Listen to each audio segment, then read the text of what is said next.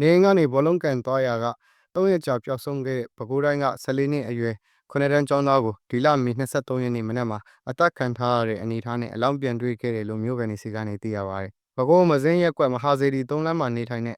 အသက်14 နှစ်အရွယ်9 တန်းကျောင်းသားမောင်သက်နိုင်မင်းဟာမေလ20 ရက်ညနေ9 နာရီကနေအိမ်ကဘောလုံးသွားကန်ရာပျောက်ဆုံးသွားတယ်လို့မြို့ကန်တယောက်ကပြောပါတယ်။အဲဒီကောင်လေးအိမ်ကပျောက်သွားခဲ့တဲ့မိဘတွေအယူတစ်ပိုင်းလိုက်ရှာကြတာရဲစခန်းမှာလူပြောက်တိုင်ချက်ဖွင့်တယ်လူမှုကွန်ရက်မှာသူသားပုံတင်ပြီးအကုန်လုံးကိုအကူအညီတောင်းတယ်ဒီမနေ့တက်ခံထားရတဲ့အလောင်းကိုတွေ့တော့မိဘတွေရင်ကျိုးတာပေါ့လို့ပြောလာပါတယ်မောင်တက်နိုင်မင်းရဲ့မိဘတွေဟာမေလ20 ရက်နေ့ကပျောက်ဆုံးရန်စာပြီး Facebook Telegram TikTok စတဲ့လူမှုကွန်ရက် platform တွေမှာလူပြောက်ကြော်ညာတင်ကအကူအညီတောင်းခဲ့ပါတယ်လက်တလောပဲခူးမြို့နယ်ရဲစခန်းကလူပြောက်မှုကနေလူတက်မှုကိုပြောင်းလဲဖွင့်လှစ်ထားပြီးပြစ်မှုကျူးလွန်သူကိုဖမ်းဆီးရမိရေးအတွက်ဆောင်ရွက်နေရလို့အုပ်ချုပ်ရေးနဲ့နှီးတဲ့သတင်းရင်းမြစ်တွေကပြောပါတယ်ခြေရီလက်တွေနောက်ပြန်ကျိုးတုပ်ပြီးလေဘင်းကိုချိုးခွင်းဆွတ်တတ်ထားတဲ့ပုံစံမျိုးနဲ့မစဲဆင်နာတာရှိုထဲမှာဒီမနေ့တွေ့ခဲ့တာပါလူတက်မှုပြောင်းဖွင့်ထားပါတယ်ဒီနှစ်မှာအထက်က3မှာ9 တန်းတက်မဲ့ကလေးပါဒီကနေ့နေ့တွင်2 နာရီပဲခူးစင်ဖြူကွင်းတုတ်တံမှာမုံတက်နိုင်မင်းရဲ့ရုပ်လောင်းကိုတကြိုခဲ့ပါတယ်လို့ပြောလာပါတယ်